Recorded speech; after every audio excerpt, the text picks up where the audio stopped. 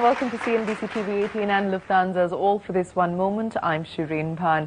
Over the next 30 minutes, you get to meet one of corporate India's top business leaders. You get to understand them. You get to see the man or the woman behind them and possibly see a side of them that you've never seen publicly before. Before I bring out my guest for this evening, here's a quick glimpse into her life. Kiran Mazumdar-Shaw started Biocon India in 1978 with just 10,000 rupees from a garage in Bangalore. Hi Kiran. Hi. Nice Thank to you see very you. much for joining us. Welcome to the show. Nice to see you. Nice to see you as well, right here. I know you've probably been asked about your story a million times before, but let me start by asking you, you've been called all sorts of things. The Economist has called you the biotech queen. The New York Times has called you the mother of invention. But what did Kiran Mazumdar-Shaw 25 years ago think that you would be labeled as? I don't even think you think of a label when you're starting a company. I did want to set up a biotech company. I did think of myself as a path breaker, because I was doing something very different, something very new. So, I have done things in a very unconventional way. Commercialize my homegrown technology, which was all about innovation. And it was high-risk innovation at that. And I wasn't getting any backers. And that was the time when when I was turned down by some of the financial institutions that I'd approached. And I told him, I said, I've got this amazing enzyme technology, it's homegrown, we've spent so many years researching it, and now I want to scale it up and no one's willing to back, to be very diffident, very cautious, and I kind of shook them all up. And of course, I think Ramesh Mashelkar is another such person. He also has this great passion and great belief that we can do it. Was gender a problem while you were starting Biocon, and when did you finally sort of say, okay, now it's not an issue anymore? Yes, I think gender was a very serious issue when I started Biocon. First and foremost, I had so many things against me. I had these huge credibility hurdles to overcome. You were young. I was 25 years old when I started Biocon. You were 10,000 rupees. I had very little money in the bank. I was starting this strange business called biotechnology, and I was a woman. So I guess... how would you rate those as disadvantages or challenges? Would being a woman be the last on that list, or would it be right up there? It was right up there. Right up there. Yeah. I think it was very difficult. In fact, I often joke about the fact that when I used to go looking for funds from financial institutions, I remember in the Karnataka State Financial Institution, they had one category which said, scheduled caste, disabled and women entrepreneurs. So I said, I refuse to take a loan from this category because we are not disabled and we are not scheduled caste. So please, we have to be treated as equal. Well, I think, biotech is always referred to as the technology of hope because it does address unmet medical needs. And biotech today is the most exciting, high risk, it's also the most exciting area to find these novel ideas and new drugs. Well, I think there's a slow realization that, biotech is a different segment as compared to pure play pharmaceuticals.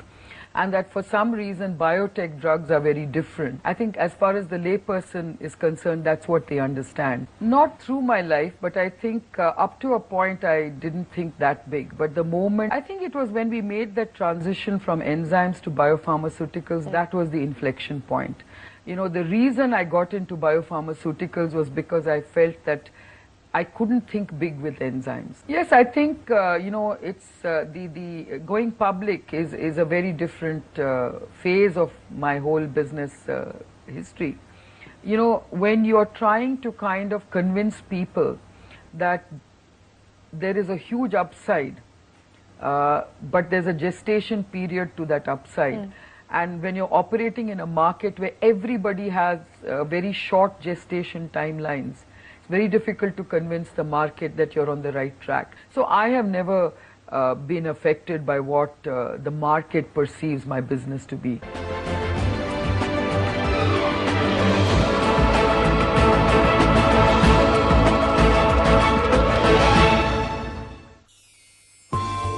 Our viewers' contest question of the week is, in which country did Kiran Mazumdar-Shaw pursue her Master Brewer program?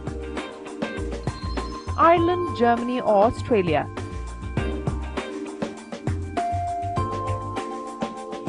them as LH Moment space followed by option A, B or C to 52622 and win fabulous gift hampers from Lufthansa. Mr. Malia, can you hear me? Yes, I can. It's time for us now to meet with our young achiever for this evening. And she's again somebody who's like Kiran, broken stereotypes. Here's a quick glimpse into her story. Anuradha Acharya, the founder CEO of Osmum Biosolutions, an innovative life sciences R&D company, started in 2000 with personal savings. Osmum today has over 2,000 customers worldwide and operates under three main business units of Bio-IT, Biomolecules and Bio-Research.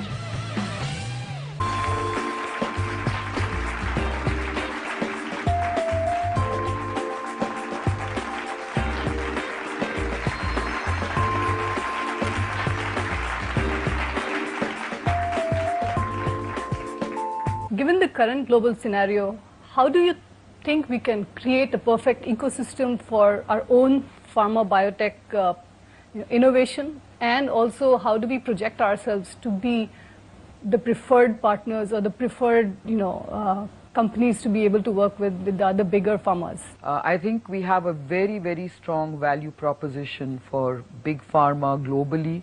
We have a talent pool that's rich. We have a cost base that's very attractive, and we can deliver high value using the combination of the two. Globally, companies are being forced to reinvent themselves. I think there is still going to be a huge demand on them to invest in R&D. And I think although we as a country cannot claim to be great innovators, I think we can help them innovate. And I think companies like yours, I think the service sector, markets understand a real business, okay? So if you're trying to IPO with a business that is about just valuation, they still don't understand or they don't want to invest in that kind of space. So I think when we IPO'd, we realized that you had to have a business with profits and a good top line, a good bottom line. And today, even today, our research and our IP is not valued at all, okay? So I think that sort of realization is only going to come when our products start becoming successfully commercialized. So they still don't understand this whole concept of IP, innovation and intellectual asset creation, which is what we're all trying to do. So I would say that if you're trying to IPO a business that does not have revenues and profits, then it's going to be very difficult to get the real valuation for your company. I think I was fortunate because I was the first biotech listing. People didn't quite understand what biotechnology was about. They were very enthused by what information technology had delivered. And I guess I got the advantage of that unknown, uncharted territory that I treaded upon. But today I think things are very different. May I call upon Lawrence Rhines from Lufthansa to give you both a very special memento.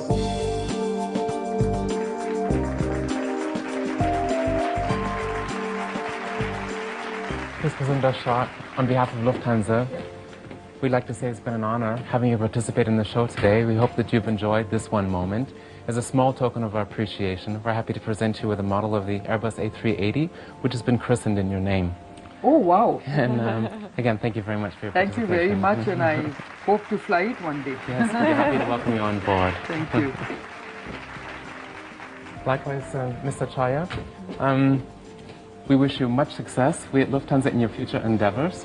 And in commemoration, we'd also like to present you with 2 round-trip business class tickets from any of our 7 gateways in India to any of over 100 destinations in Europe. Yeah, we hope you enjoy your trip. Thank you very much. All right, on that note, it's time for us to wrap up this edition of All for This One Moment. My many thanks to all of our guests for joining us here this evening. We'll see you again next week.